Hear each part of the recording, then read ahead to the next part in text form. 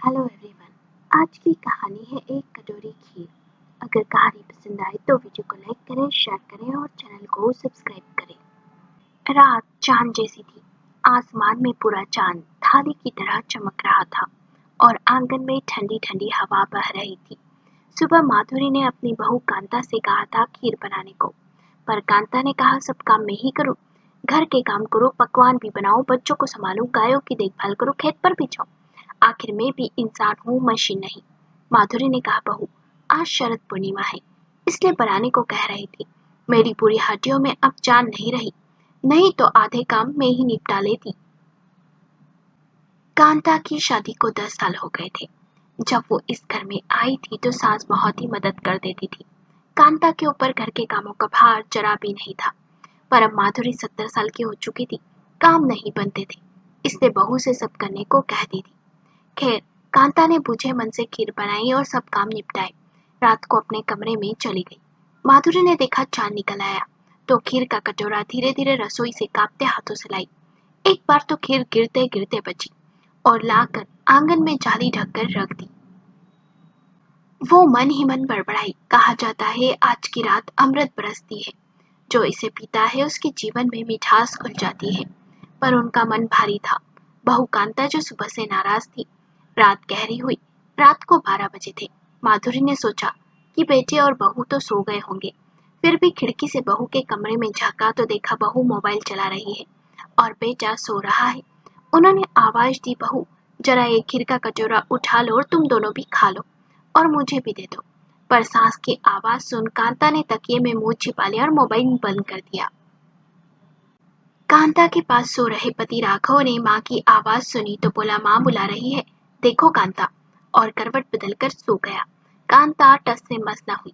माधुरी ने सोचा अब किसे बुलाओ, खुद ही खीर अंदर रख लेती हूँ। धीरे धीरे उठी और जैसे ही खीर का कटोरा उठाने झुकी तो पैर लड़खड़ा गया और वो गिर गई। थोड़ी सी खीर भी गिर गई, मगर उन्होंने संभाल लिया। फिर भी हल्की सी आवाज सुनकर बेटा राघव दौड़ते हुए बाहर आया तो पीछे पीछे कांता भी आ गई। राघव ने पूछा, माँ आप ठीक है ना? माधुरी ने हल्की मुस्कान दी और कहा, हाँ बेटा, बस पैर लड़खड़ा गया था। राघव ने कांता की तरफ देखा तो वो सकपका सी गई, उसकी आंखें झुक गई।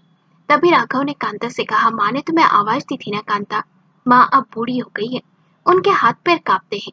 जब वे जवान थी तब तुम्हारे हर काम में मदद करती थी। आज अगर उनका हाथ थरथराता है तो हमारा फर्ज है कि हम उनका सहारा बने। तुम्हें ऐसा नहीं करना चाहिए था कांता। ये सुन उसकी आंखों से आंसू भर आए।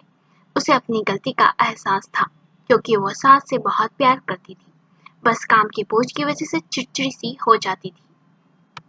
वो माँ जी के पास बैठ गई और बोली, माँ जी मुझसे बहुत बड़ी गलती हो गई, मैं आपकी थकान समझ न सकी और मुझे माफ कर दीजिए। माधुरी ने उसके सिर पर हाथ रखा और कहा, मैं जानती हूँ बहू, तुझ पर काम का बोझ ज्यादा है, इसलिए तो चिड़चिड़ी सी हो गई, पर क्या करूँ अब ये बूढ़ी हड्डियां जवाब दे गई, मदद भी नहीं कर सकती। कांता ने कहा, माँ जी पर मुझे आप पर गुस्सा यूं नहीं निकालना चाहिए था, माफ कर दीजिए। माधुरी ने कहा, बेटा गलती तो वही करता है जिसे अपनेपन का एहसास होता है और माफी भी वही मांगता है। राघव ने कहा, कांता अब गायों का काम और खेत का काम तुमको देखने की जरूरत नहीं, मैं सब काम देख लूंगा, तुम बस माँ की सेवा करो और घर के काम देखो।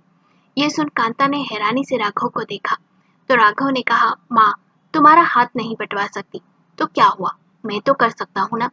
फिर राघव ने मुस्कुराते हुए कहा, चलो अब इस खीर में चांदनी से भी ज्यादा मिठास घोलते हैं, प्यार की मिठास। तीनों ने साथ बैठकर वो खीर आपस में बांटी। चांदनी उन पर बरस रही थी और दिलों में रिश्तों की नई चमक उतर आई थी।